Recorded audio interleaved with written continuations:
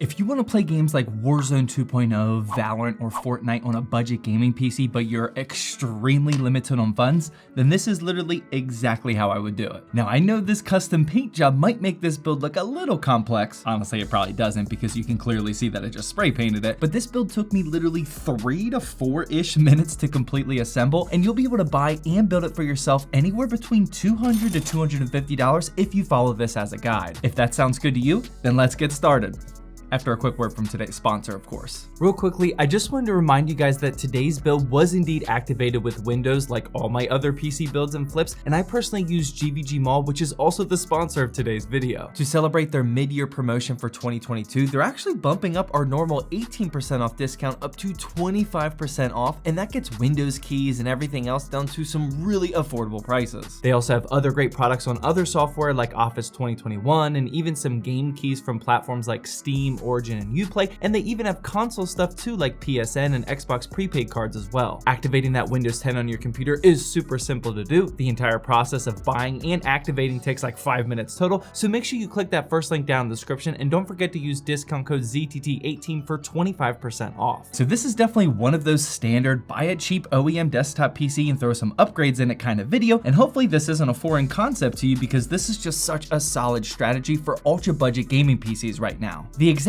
brand and model of the OEM that you start with doesn't specifically matter. You just need to make sure that 1, it's worth the money, and 2, it can house all of the upgrades that you intend to throw in there. I usually like to stick towards the mid-tower and full desktop size OEMs because then you can upgrade pretty much anything you want in there, but for today's video, I found a really good deal on this HP EliteDesk 800G3 small form factor. I snagged this one up on eBay for just $85 with free shipping, and oh boy is this one packing a punch. For the CPU, it's rocking an Intel 6th Gen i5 6600, and if you don't already know or can't remember since it's been like 7 years since this one was new, this is a standard 4-core and 4-threaded i5 chip with a turbo boost up to 3.9 gigahertz. Now at the time, this was actually a really solid mid-range CPU for gaming, but we're about to see in the upcoming benchmarking section that it can still handle literally any game that you throw at it. Moving on for RAM, my build came with 16 total gigabytes with this 2x8 gigabyte kit that you can see here, and coming with all the RAM that you need is something that I personally almost always look for with these OEMs. Over the years of searching for these used office PC deals, the price of RAM usually isn't actually reflected in the total price, so I would just consider it lucky to find one with 16 gigabytes instead of 8, which is what you'll typically see. The people selling these kinds of PCs don't really know that 16 gigabytes of DDR4 RAM is still kind of expensive, so I don't think most of them are actually increasing their prices when they do have a 16 gigabyte model. It's not 100% required for you to find a 16 gigabyte model because you can just upgrade it yourself, but this is one of those spaces where I like to steal value and make this an ultra price to performance gaming PC. Now, aside from the CPU and RAM, these types of PCs usually don't come with anything else that's worth mentioning, but the important part is that it's usually a fully functioning PC on its own. Paying $85 for just an Intel i5 6600 and 16 gigabytes of RAM isn't where the value is, but rather it's the fact that this entire PC works by itself and anything that you add in here is purely an extra upgrade. Now, that's usually the case, except sometimes when you buy these OEMs, they don't come with storage at all. The reason why people sell these for so cheap is because they were probably donated from like a huge corporate company where they completely fleshed out new PCs for their office workers to use, and then they just have a bunch of these laying around. So for extra security, sometimes they'll just completely remove the hard drive, and for instance, mine didn't come with any storage at all. On the other hand, you'll sometimes find ones with a nice 500 gigabyte or 1 terabyte HDD in there, and now that NVMe has been popular for several years now, there's some cheap OEMs out there with super fast NVMe drives, which is awesome to see. Since the motherboard inside my build did have an M.2 slot on there and no included storage, I simply bought this 512 gigabyte silicone power NVMe drive and I only paid $33 for it. You absolutely could go with some more storage if you wanted to. The MP33 1 terabyte drives are super cheap these days, and if you wanted to save some money, it wouldn't be the end of the world if you just put a 2.5 inch SATA drive in there. But now that we have the storage installed and this is a properly functioning office PC, the way that we turn it into a gaming PC is obviously with a GPU upgrade,